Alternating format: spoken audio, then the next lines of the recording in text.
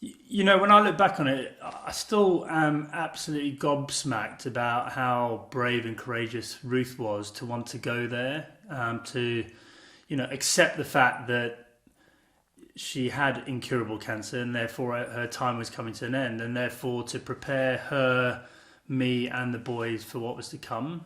And I think we both felt instinctively that we couldn't do that on our own. We needed some professional help in order to help us do that.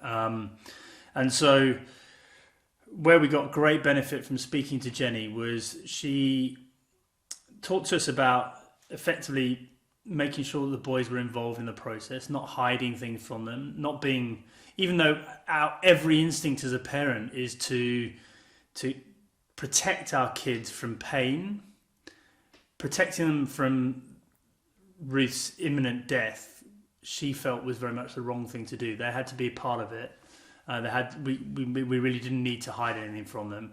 And then she gave us some great tips about when the time came, what to make sure we do and don't do with the kids. Whereas, I think ultimately, if you haven't been in a situation like this before, you have no idea what's right or wrong with kids, and you can potentially rely on a lot of advice that comes your way from different sources.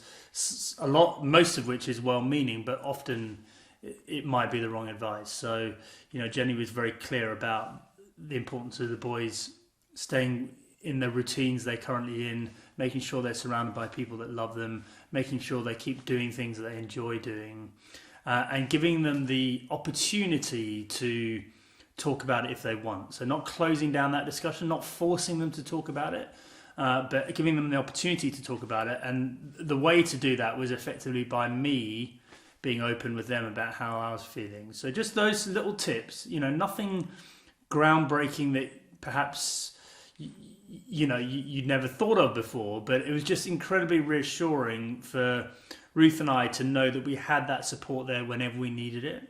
So none of us knew what was coming around the next corner.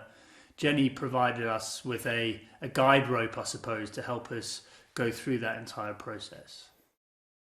Ruth was speaking to the people at the NHS, and there was some support there for her, some psychological support, but not for the family. So that was very much about the patient.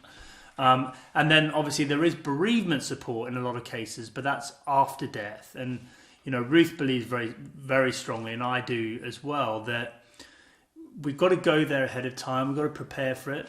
And by doing that, that allows you to, I suppose, set your mind at rest that you've got things as covered as possible, and therefore to enjoy the time that you have together. And I'm so grateful that Ruth was courageous enough to allow herself and us to go there.